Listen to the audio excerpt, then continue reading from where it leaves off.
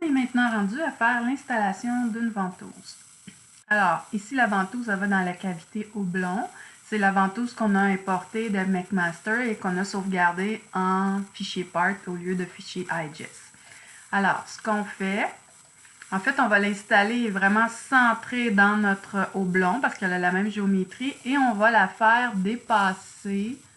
Ici, on voit la dimension, mais on va prendre une des arêtes de la ventouse et on va la faire dépasser de 1/8 de pouce, donc environ 3 mm de notre surface. Ça va être l'installation. Fait que quand on va déposer notre pièce, ici, c'est une partie qui est souple.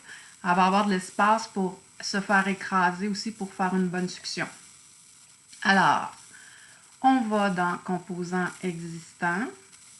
On va, OK, ici, ce qu'il faut faire attention, c'est de la placer au bon endroit. On va aller la placer dans Product et non dans la structure si vous avez un assemblage. Fait que c'est important d'aller sélectionner Product.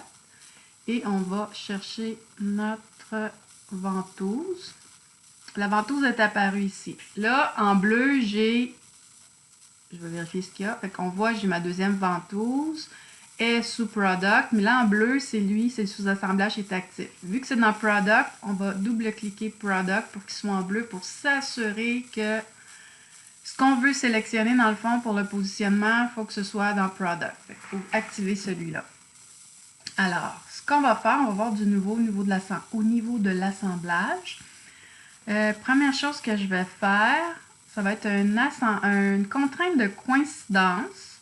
Mais là, on va y aller avec un axe. À date, on y allait avec des arêtes, des surfaces vis-à-vis. Là, il y a moyen d'aller chercher une contrainte de coïncidence. Je vais vous le montrer ici, ça va peut-être être plus facile. Fait que, regardez, là, je prends la surface qui est cylindrique, puis vous voyez un axe qui apparaît. Fait que ça veut dire qu'on va mettre deux axes coaxiaux. Fait que là, je prends le premier. Fait que là, sur ma ventouse que je viens d'importer, il faut que je trouve la même chose, là, faire apparaître l'axe. Okay. Fait que regardez ici, là, je prends la petite partie du cylindre avant, la partie arrondie. Ici, là, l'axe apparaît. Fait qu'on clique sur cette surface-là et on fait mise à jour. On ne voit plus rien parce que où est notre ventouse? Regardez, en vue de haut, elle n'a pas la bonne orientation en ce moment, mais la partie circulaire est orientée avec, on a l'axe ici, là, les deux axes sont coaxiaux. Deuxième méthode, c'était pas évident vraiment je peux pas reprendre mon axe de l'autre côté, ça me crée une erreur. Quand je l'ai testé, ça crée une erreur. Donc, ce que j'ai choisi de faire, c'est une petite passe-passe, mais ça donne le bon résultat. J'ai choisi un angle ici. Fait qu'on fait un angle, puis ce que j'ai choisi de prendre, dans le fond, c'est mon côté plat ici, avec un autre côté plat ici. Fait que là, il me dit combien que tu veux. À 90 degrés, j'ai dit non, je veux qu'il soit à 0 degré. Dans le fond, c'est un parallélisme que j'irai me chercher. On va faire mise à jour, voir qu'est-ce que ça le fait. On va regarder par le trou.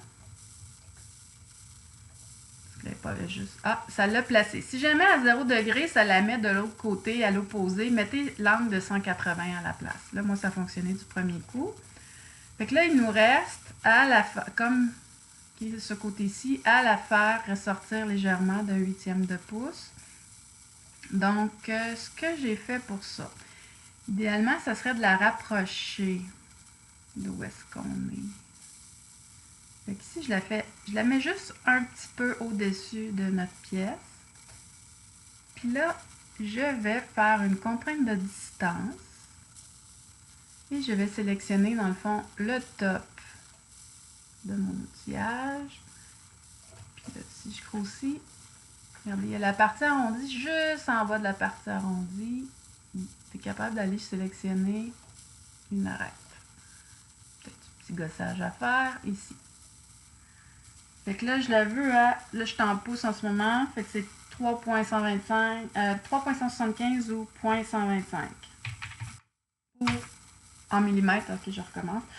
3.175 mm, c'est égal à 1/8 de pouce, 0.125 pouces.